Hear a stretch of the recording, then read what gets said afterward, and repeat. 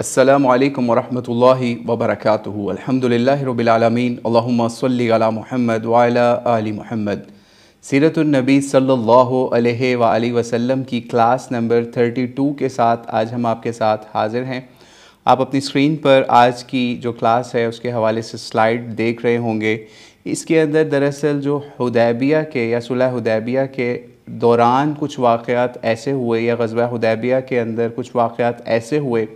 जो last class के अंदर कुछ टाइम शॉर्ट होने की वजह से हम कवर नहीं कर सके।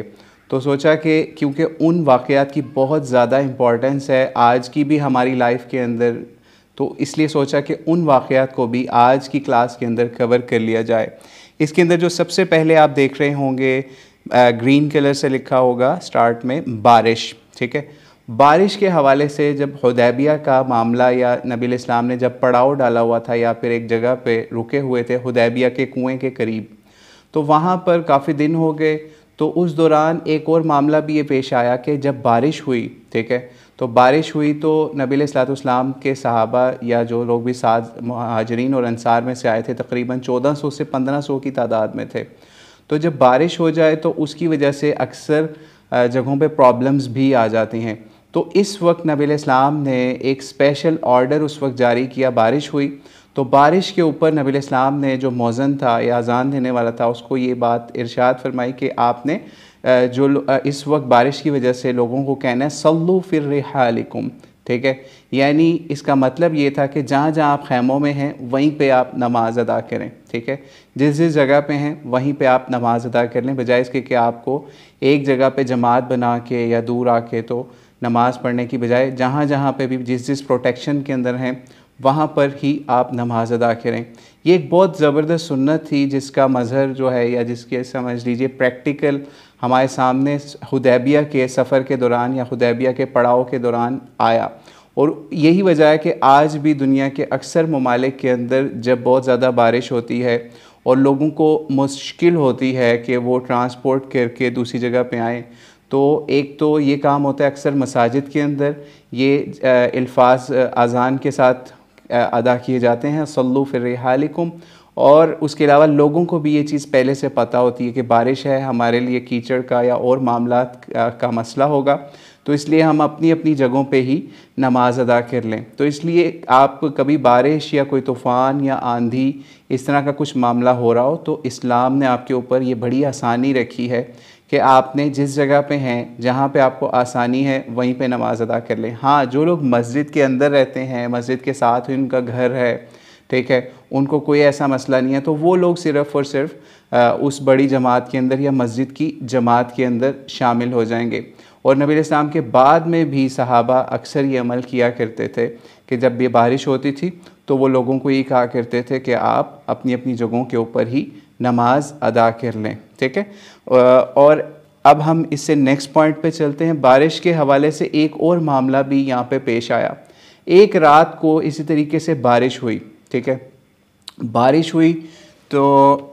एक होल्ड कर दो जी, बारिश हुई जिस वक्त एक रात को, तो हुआ ये कि कुछ सहाबा या जो लोग भी इस लश्कर के अंदर शामिल थे तो उनकी आपस में कहीं पे कोई डिस्कशन या बहस हो गई इस हवाले से कि किसी ने कुछ सितारों को देखा, कोई ख़ास सितारे को देख के किसी ने हिसाब लगा के या ये बात बोली कि फ़लाँ सितारे की या उस सितारे की मूवमेंट की वजह से आज रात को बारिश हो गई है। ठीक है, और कुछ ने ये कह दिया कि अल्लाह ताला की तरफ से ये हमारे ऊपर रहमत की बारिश हुई है। ठीक है, जब इस तरह की बात सामने आई तो ये उनकी आपस में डिस्कशंस हो रही थी। ठीक है, सहाबा की। ठीक है, अभी नबी इस्लाम की तरफ से इसके ऊपर कोई ऑर्डर या कुछ नहीं आया था कि बारिश क्यों हुई है, कैसे हुई है। ठीक है, तो हुआ ये कि जब जिस रात ये बारिश हुई उससे अगले दिन यानी सुबह के वक्त जब फ़जर की नमाज का वक्त आया, नबी अलैहिस्सलाम ने फ़जर की नमाज का सलाम फेरा। ठीक है, और इसका ज़िक्र जो है सही बुखारी के अंदर भी मिल जाता है, 4147 रवायत के अंदर भी और 846 रवायत के अंदर भी। ठीक है, सही बुखारी के अंदर ये वाक़या मिलता है हुदैबिया के हवाले से ही। ठीक है, अपने माइक्स भी आपने म्यूट रखें। ठीक है, तो ये वाक़या इस तरह हुआ कि नबी अलैहिस्सलाम ने सलाम फेरा नमाज का और नबी अलैहिस्सलाम ने सहाबा की तरफ मुतवज्जह हुए। ठीक है,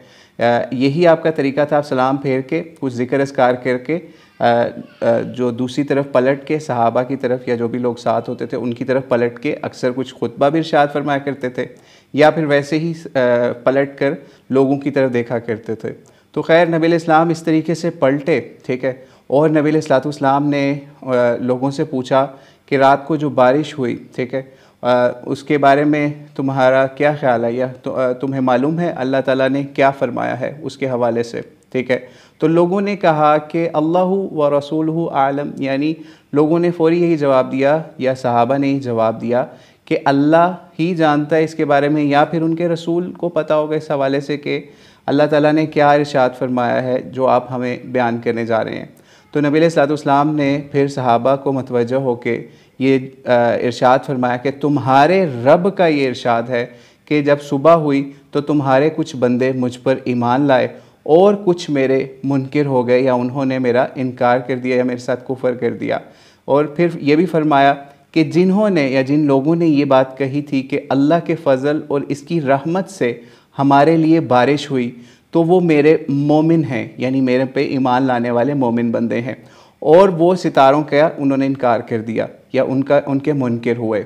ठीक है। और जिन्होंने ये कहा कि फ़लाँ सितारे या फ़लाँ तारे की वजह से ये बारिश हुई है, तो उन्होंने मेरा इनकार किया और वो सितारों का असल में समझ लीजिए उनके ऊपर ईमान लेके आया। और कमा क़ाल अलैहिस्सलाम, ये छोटा सा नबी अलैहिस्सलाम ने खुतबा दिया जिससे हमें ये चीज़ सामने आ गई कि जब सहाबा के अंदर इस तरह की कोई बात हुई कि किसी ने कहा कि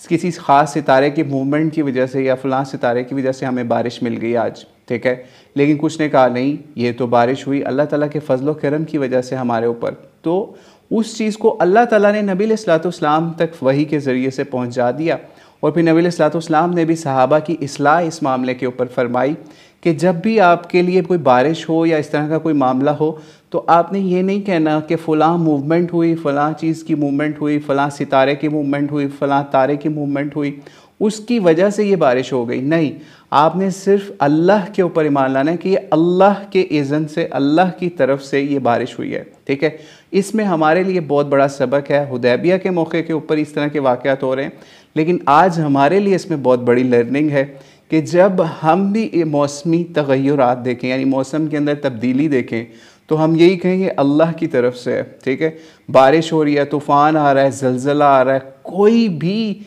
ज़मीनी आसमानी तब्दीली आ रही है, माहौलियाती तब्दीली आ रही है, आपने यही कहना है ये अल्लाह की तरफ से है, अल्लाह के इज़्न से है, ठीक है। यानी इसमें हम ये नहीं कहेंगे कि ये जो बारिश हुई है तो ये ज़मीन से बुखारात उठ के तो वहाँ गए, तो वहाँ ऐसे हो गया, ऐसे हो गया, नहीं। ज़्यादा से ज़्यादा आप ये कह सकते हैं ये सब काम अल्लाह ताला ने किया। यानी अगर ज़मीन से बुखारात भी उठ के आसमान पे गए तो ये भी अल्लाह ताला ने किया। आप ख़ुद सोचें, सहरा होता है, सहरा के अंदर आप कहीं पानी भी नहीं होता और उस एरिया में बारिश हो जाती है, तो वहाँ से आपको कैसे इस चीज़ को जस्टिफाई करेंगे कि इस ज़मीन से बुखारात उठे थे और फिर वो आसमान पे गए और फिर वहाँ से बारिश हुई? नहीं, हम इन चीज़ों को फिर अल्लाह के इज़्न के ऊपर छोड़ देते हैं कि अल्लाह ताला ने इस जगह पे बारिश बरसाई, कहीं से कहाँ से पानी उठाया है बुखारात के ज़रिए से, किस तरीके से अल्लाह ताला ने उनको किस ज़मीन के ऊपर बरसाया, ये हम कुछ भी नहीं इसके ऊपर जस्टिफिकेशन कर सकते। सिर्फ हमें ये इसके ऊपर अक़ीदा रखना है इस हवाले से कि ये अल्लाह ताला की तरफ से हो रहा है। और इसके अंदर हमें आज के करंट ज़माने के अंदर या कुछ साल पहले भी ये मामला स्टूडेंट्स के अंदर या फिर स्कूल कॉलेजेस के अंदर ये भी नज़र आता था कि अक्सर बच्चे या बड़े स्टार्स के ऊपर इस तरह बिलीव करने लगते थे कि फ़लाँ जो है उसका स्टार पाइसिस है, किसी का लियो है, किसी का कैप्रिकॉर्न है, इसके ये जो हैं इसके ट्रेड्स होते हैं, इसके ये नेगेटिव्स हैं, ये बेनिफिट्स हैं, ये इसके ये चीज़ें नेगेटिव्स इसमें आ रही हैं। तो हमें इन चीज़ों पे बिल्कुल भी बिलीव नहीं करना, ठीक है। इससे भी हमें ये चीज़ समझने की ज़रूरत है कि अगर आप इन चीज़ों में बिलीव करेंगे तो आप समझ लीजिए कि आपको डरने की ज़रूरत है कि अल्लाह ताला के रसूल सल्लल्लाहु अलैहि वसल्लम ने अल्लाह के ज़रिए से हम तक ये पैगाम पहुँचाया, सिर्फ़ एक बारिश के ज़रिए से जो हमने आगे पहले हदीस आपको सुनाई, ठीक है। लेकिन वो आज के दौर में हमें उसके ऊपर देखना है कि इन चीज़ों, छोटी छोटी चीज़ों के ऊपर हमें ये नहीं कहना कि ये खुद ब खुद हो गई या इस तरह से हो गई या फ़लाँ का स्टार ये था या फ़लाँ का जो है वो उसकी तारीख़ पैदाइश ये थी, इस वजह से ये मामला हो गया। नहीं, ये सब कुछ अल्लाह ताला की तरफ से है और अल्लाह ताला ने हमारे ऊपर कुछ एफ़र्ट्स छोड़ी हैं दुनिया के अंदर, हमें उस नेकी के लिए कोशिश करनी है और बुराइयों से बचना है, और फिर हमें हमारा उसके ऊपर ही हिसाब होगा। हम अल्लाह को ये नहीं कह सकेंगे कि फ़लाँ बंदा लियो स्टार का था या पाइसेस स्टार का था तो उसके अंदर तो आपने यही वाली खूबियाँ या खामियाँ डाली थी। नहीं, हम ये नहीं कह सकते, क्योंकि ये इंसानों ने अपनी जस्टिफिकेशंस के लिए स्टार्स और इस तरह की चीज़ें मुख्तलिफ बनाई हैं ताकि लोग अपने आप को जस्टिफाई कर सकें कि ये फ़लाँ में ये ट्रेड्स पाए जाते हैं, फ़लाँ में ये चीज़ें हैं, फ़लाँ में ये नेगेटिव चीज़ें हैं, फ़लाँ का हफ़्ता ऐसा रहेगा, फ़लाँ का महीना ऐसा रहेगा। नहीं, इसका कोई शरीयत से ताल्लुक़ नहीं है, और बल्कि हमें इस तरह की चीज़ों से मना किया गया है। ठीक है, बल्कि यहाँ तक भी रवायात में मिल जाता है, खैर उसका इस पार्ट से तो ताल्लुक़ नहीं है, लेकिन इस तरह भी मिल जाता है कि अगर कोई शख्स ऐसे बंदे के पास जो जादूगर होते हैं या काहिन होते हैं या फ्यूचर टेलर्स होते हैं, ठीक है, उनके पास अगर जाता है और अपने कुछ हवाले से पूछता है तो उसकी तकरीबन 40 दिन की नमाज़ें जो हैं या इबादत जो हैं वो कबूल नहीं होती। ठीक है, तो इसलिए हमें बहुत एहतियात करनी है इस हवाले से भी। अब हम नेक्स्ट स्टेप के ऊपर चलते हैं। आप सेकंड लाइन के अंदर देख रहे होंगे सेकंड पॉइंट मोजज़ात के नाम से ब्लू कलर में। मोजज़ात के अंदर आप एक और ब्रैकेट में देख रहे होंगे हाथ लिखा हुआ है। दरअसल एक वाक़या इस तरीके से हुआ, यही हुदैबिया वाले पड़ाव के अंदर या हुदैबिया के सफ़र के अंदर वो इस तरह से हुआ कि नबी अलैहिस्सलातु वस्सलाम के पास एक बर्तन था या फिर एक मुश्क थी जिसमें पानी होता है। ठीक है, तो वो रखी हुई थी और सहाबा भी नबी अलैहिस्सलाम के पास आए हुए थे। तो हुआ ये कि नबी अलैहिस्सलाम ने वज़ू उससे किया। ठीक है, उससे जब वज़ू किया तो उसमें ऑलमोस्ट पानी जो है वो एंड हो रहा था। ठीक है, जब आप वज़ू कर चुके तो सहाबा ने आपसे अर्ज़ किया कि हमारे लिए पानी का बहुत ज़्यादा मसला है इस वक्त यहाँ पे मैदान के अंदर, ठीक है, जहाँ हमने पड़ाव डाला हुआ है, और ये जो आपके पास बर्तन है ना, बस यही पानी हमारे लिए बचा हुआ था जो आपने अभी इस्तेमाल किया वज़ू के अंदर। ठीक है, ये सही बुखारी के अंदर ये भी वाक़या मिलता है हुदैबिया के हवाले से ही, जब वहाँ पे नबी अलैहिस्सलाम इस सफ़र के अंदर हैं। तो ये रवायत है 4152 और उसके अलावा 3576 नंबर सही बुखारी के अंदर ये आती है। ठीक है, तो खैर नबी अलैहिस्सलाम ने जब सहाबा की ये मुश्किल देखी कि उनके लिए बहुत ज़्यादा मसला है, तो नबी अलैहिस्सलाम ने वहीं वज़ू वाली जगह पे ही समझ लीजिए उस बर्तन को पास रखा और नबी अलैहिस्सलाम ने समझ लीजिए अपने हाथ जो हैं उसके आगे किए, तो अचानक आपके हाथों से अल्लाह ताला ने एक समझ लीजिए पानी के जैसा चश्मा होता है ना, वो जारी हो गया। इतना पानी आपकी उंगलियों के दरमियान से निकला कि जो जितने भी सहाबा थे वहाँ पे उन सब ने उसको पिया भी, वज़ू भी किया और अपनी ज़रूरत के लिए उसको बहुत ज़्यादा इस्तेमाल किया। और बल्कि ये जहाँ रवायत बयान होती सही बुखारी के अंदर और मुख्तलिफ़ जगहों पे मोअज़्ज़ात के हवाले से मुहद्दिसीन ने इसको नक़ल किया है नबी अलैहिस्सलाम के मोअज़्ज़े के अंदर, जो एक ख़ास वक्त के ऊपर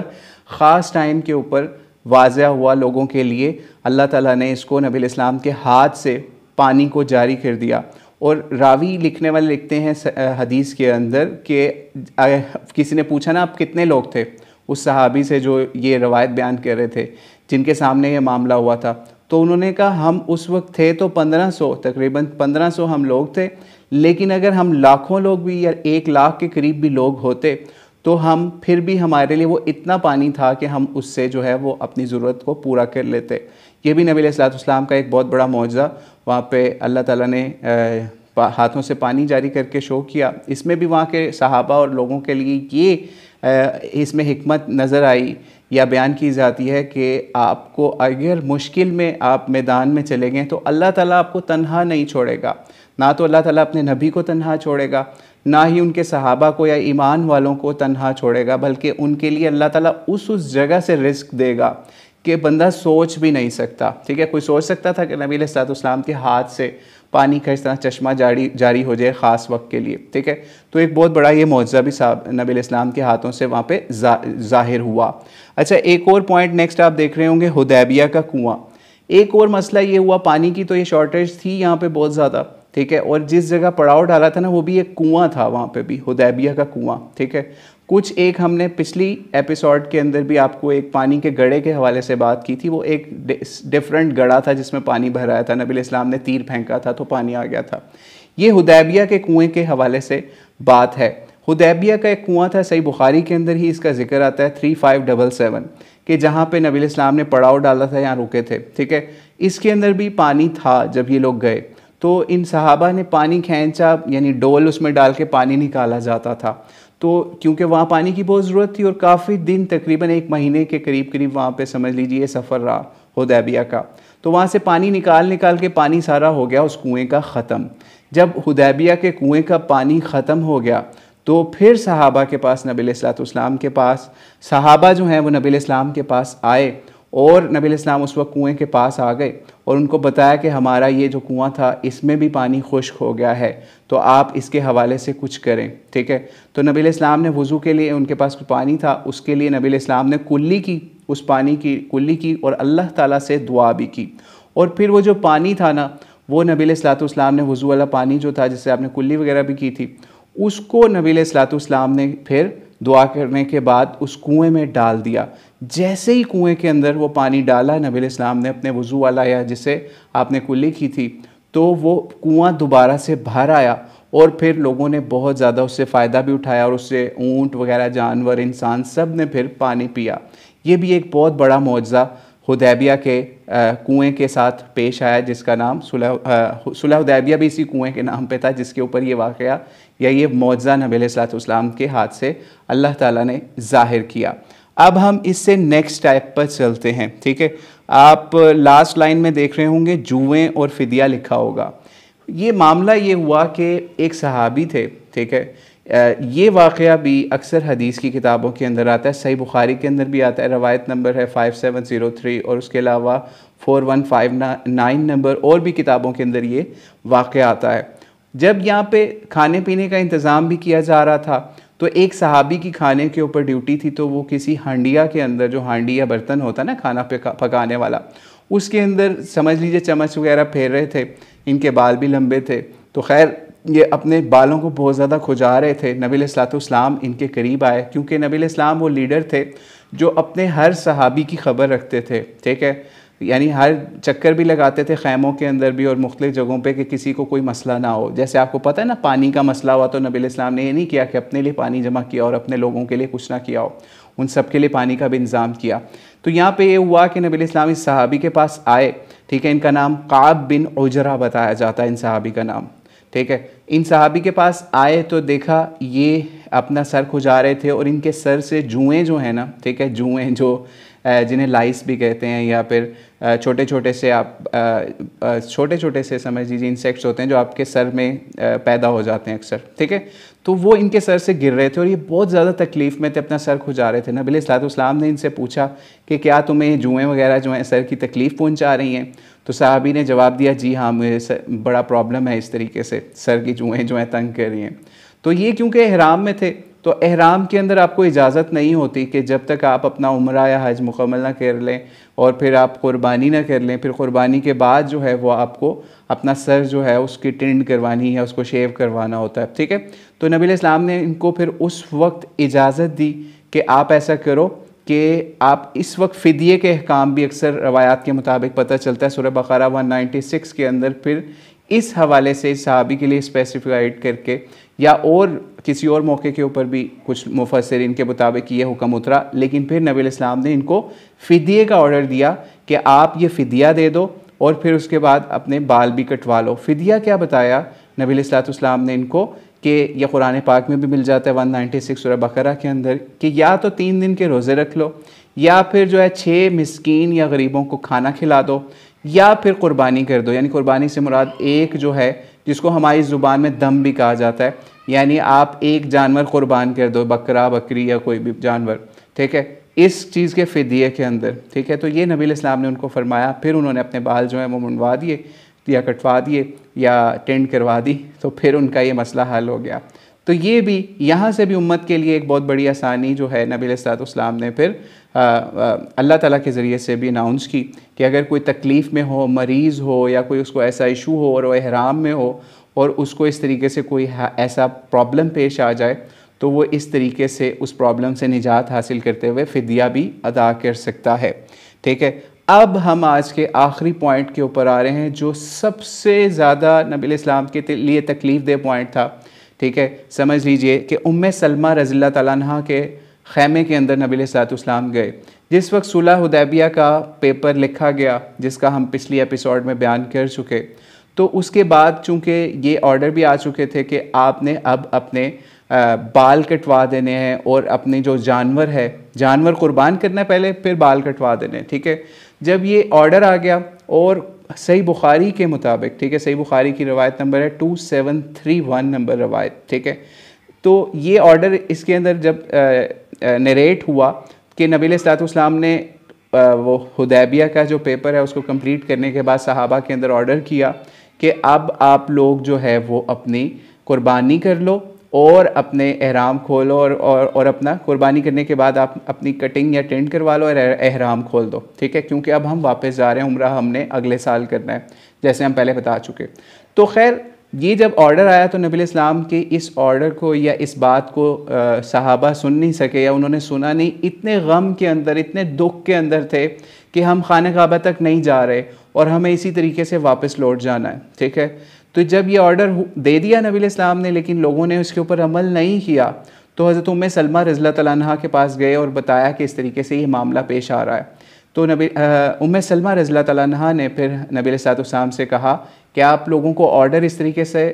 अब आप ऐसा करें कि आप ऑर्डर इस तरीके से दें, आप खैमे से बाहर जाएं, अपना जो हजाम है यानी जो बार्बर है जो आपका कटिंग करने वाला है या जिसने आपके हेड शेव करना है उसको बुलाएं, वो आपका हेड शेव पब्लिकली करे और आप फिर उसके बाद फौरी ऊँट कुर्बान करें, तो फिर आप देखें क्या मामला होता है। नबी अलैहिस्सलाम ने इसी तरीके से किया कि अपना हेड शेव करवाया और अपनी कुर्बानी जो है, ठीक है, अपनी कुर्बानी करके फिर अपना हेड शेव करवाया। तो सब सहाबा लपकते हुए फिर उन्होंने भी यही अमल किया नबी अलैहिस्सलाम को देखते हुए, ठीक है। तो ये समझ लीजिए कि नबी अलैहिस्सलाम के सहाबा इस वक्त इतने ज़्यादा दुख और दर्द में थे कि उनको नबी अलैहिस्सलाम के इस ऑर्डर का भी नहीं पता चला इस दुख और कर्ब के दौरान, ठीक है। कुछ लोगों ने इससे नेगेटिव चीज़ भी निकालने की कोशिश की कि जनाब सहाबा जो हैं वो सुनने के लिए तैयार नहीं थे, क्योंकि एक किस्म की ज़ाहिरी तौर पे कुफ़ार मक्का जो हैं वो एक किस्म की सिफारत के अंदर ज़ाहिरी तौर पे जीत रहे थे कि उन्होंने नबी अलैहिस्सलाम को सहाबा को मक्के के अंदर उम्रे की इजाज़त नहीं दी। लेकिन नबी अलैहिस्सलाम ने फिर इस चीज़ को जब बाद में मज़ीद वाज़ह किया सूरह फतह के हवाले से भी और अल्लाह ताला की तरफ से मज़ीद अहकामात के हवाले से भी, तो मोमिनों ने बहुत ज़्यादा इस पर खुशी का इजहार किया या सहाबा ने भी, ठीक है। लेकिन बहरहाल ये इस तरह के वाक़यात जो हैं उससे हमें ये चीज़ भी समझ लेनी चाहिए। अगर कोई आपको ये कहता है कि फ़लाँ वक्त के ऊपर सहाबा ने नबी अलैहिस्सलाम के इस ऑर्डर के ऊपर लेट किया था अमल करने से, लेकिन आपको एक भी सहाबी इस मामले के ऊपर ऐसा नज़र नहीं आएगा जिसने नबी अलैहिस्सलाम के किसी हुक्म की, ख़ास तौर पे ये हुदैबिया के अंदर, कि उसने किसी सहाबी ने कहा कि मैंने हेड शेव नहीं करवाना या मैंने बाल नहीं छोटे करवाने या मैंने कुर्बानी नहीं करनी, नहीं, ऐसा नहीं हुआ। जैसे ही नबी अलैहिस्सलाम ने इस चीज़ के ऊपर अमल किया, यानी वो ये समझ लीजिए, अगर हम इसको हिकमत के हवाले से सहाबा की तरफ देखें तो सहाबा का को ये इंतज़ार होगा, लगता है ऐसे ही है कि जिस वक्त नबी अलैहिस्सलाम अपना एहराम खोलें, अपनी कुर्बानी करें, तो हम नबी अलैहिस्सलाम को पहला नंबर दें कि नबी अलैहिस्सलाम ये काम पहले करें, बजाय इसके कि हम इस चीज़ को इनिशिएट करें। बल्कि हम नबी अलैहिस्सलाम से इस अमल में भी आगे नहीं निकलेंगे कि नबी अलैहिस्सलाम पहले अपना एहराम खोलें, अपनी कुर्बानी करें, अपना हेड शेव करवाएं, फिर हम ये काम करेंगे। तो आप ये सोचिए कि ये सहाबा का ईमान था कि वो नबी अलैहिस्सलाम के अमल के इंतज़ार में रहते थे कि जैसे ही नबी अलैहिस्सलाम किसी चीज़ पर अमल करते हैं फ़ौरी वो लपक कर उसके ऊपर अमल के लिए दौड़ा करते थे, कोई भी पीछे नहीं रहा करता था। तो बहरहाल इससे हमें ये चीज़ भी पता चल गई कि हमें भी आज अपनी लाइफ के अंदर नबी अलैहिस्सलाम की सीरत को, सुन्नत को तलाश कर कर के उसको देखना है कि नबी अलैहिस्सलाम ने कैसे अमल किया, किस चीज़ को इख्तियार किया, किसको छोड़ दिया, और फिर सहाबा ने भी उसके ऊपर उसी तरीके से अमल करके दिखाया जैसे नबी अलैहिस्सलाम ने उसके ऊपर अमल किया। तो उम्मीद है आपको आज इस नशिस्त से काफ़ी मामलात जो हैं वो सुलह हुदैबिया के सफ़र के हवाले से समझ में आए होंगे। और एक और आखिरी चीज़ आपको और भी बता दें कि यहाँ पे एक और मामला ये भी हुआ कि जिस वक्त लोगों ने बाल कटवाए ना, तो क्योंकि नबी अलैहिस्सलाम ने हेड शेव किया था, जिसको हलक कहते हैं, ठीक है, अरबी में उसको हलक कहते हैं, ठीक है, ये जिसको उर्दू में टेंड कहते हैं, ठीक है। जब वो ये शेव किया तो कुछ लोग ऐसे भी थे उनमें से जिनको ये लगता था कि हेड को मुकम्मल शेव ना भी करें और सिर्फ छोटे कसर करवा लें या छोटे करवा लें बाल, तो उससे भी काम चल जाएगा। तो नबी अलैहिस्सलाम तक जब ये बात भी पता चली उनको, तो नबी अलैहिस्सलाम ने जिन्होंने हेड शेव किया उनके लिए दुआएं स्पेशल की कि अल्लाह ताला उनके दर्जात और उनकी मग़फ़िरत इस लिहाज से बहुत उनके लिए दुआएं की अजर के लिए। तो जब उन लोगों ने जिन्होंने हेड शेव मुकम्मल नहीं किया था बल्कि छोटे बाल की करवाए हुए थे, फुल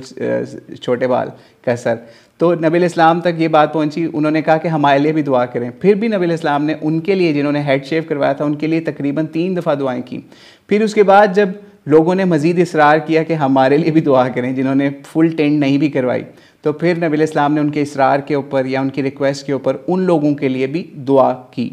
इससे फिर मुहद्दिसीन ने या फिर फ़ुक़हा ने ये मामला भी लोगों को समझाया कि अफजल अमल यही है कि जब आप हज के लिए जाएं, उम्रे के लिए जाएं, तो आपने टेंड ही करवानी है, अपना हेड शेव ही करवाना है, क्योंकि नबी अलैहिस्सलाम का भी अमल यही था और ज़्यादा 3 दर्जे की फजीलत यही है, ठीक है। लेकिन अगर आपको कुछ मामला ऐसा हो कि आप नहीं करवा सकते टेंड और आप छोटे बाल करवा लेते हैं, उसमें भी फिर आप ये नहीं करेंगे जगह जगह से थोड़े थोड़े से या डिज़ाइन या फैशन करके काट लें, नहीं, फिर आपको मुकम्मल सर के बाल जो हैं समझ लीजिए बराबर करके आपको छोटे छोटे से समझ लीजिए 1/2 इंच के या इसके करीब कसर करवाने पड़ जाएंगे, ठीक है। तो उसमें भी फिर आपको अपनी मर्ज़ी उसमें भी नहीं चलेगी, ठीक है, फिर आपको मुकम्मल सर के बाल ही कटवाने पड़ेंगे। जैसे हमने अक्सर देखा है सफ़ा मरवा के बाद अक्सर लोग क्या करते हैं वहाँ पे उम्रे के बाद, कि अक्सर अरब या अजम के लोग कैंची रखी होती है और एक तरफ से थोड़े से बाल काट लिए, एक तरफ से थोड़े से बाल, मर्दों की बात हो रही है यहाँ पे, ठीक है, औरतों के हवाले से नहीं बात हो रही।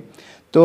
फिर वो उस तरफ से थोड़े थोड़े से बाल करके तो काम चला लेते हैं। लेकिन उलमा ने फिर उनको समझाया है, उलमा उनको समझाते हैं अगर आपने कसर ही करनी है, टेंड नहीं करवानी, तो आपको पूरे सर के बाल जो हैं उनको एक बराबर छोटे करवाने पड़ेंगे, ठीक है। ये नहीं होगा एक तरफ से थोड़े से काट दें, थोड़े से दूसरी तरफ से, ठीक है। तो ये इस तरह के बहुत सारे मसाइल जो हैं वो हुदैबिया के इस एक सफ़र से नबी अलैहिस्सलाम ने उम्मत के लिए वाज़ह किए, सहाबा के लिए वाज़ह किए, और उन सहाबा से फिर ताबीन और दीगर उलमा फ़ुक़हा से होते हुए वो आज हमारे साथ पास पहुँचे। और इसीलिए हमने सोचा कि आपको भी इन मसाइल का आपको बताते चलें, जिससे आपको सिर्फ ये ना हो कि सुलह हुदैबिया हुई, उसमें कुछ शराइत लिखी गई और नबी इस्लाम वापस आ गए। नहीं, ये एक पूरा सफ़र था। इस सफ़र के अंदर जो जो मौजज़ात नबी इस्लाम के हुए, सहाबा के हवाले से मामलात हुए, और जो जो अल्लाह ताला की तरफ से नए नए अहकामात उतरे, बारिश के हवाले से, वज़ू के हवाले से, नमाज़ों के हवाले से, ठीक है, और आसानी के हवाले से, फ़िदिया के हवाले से,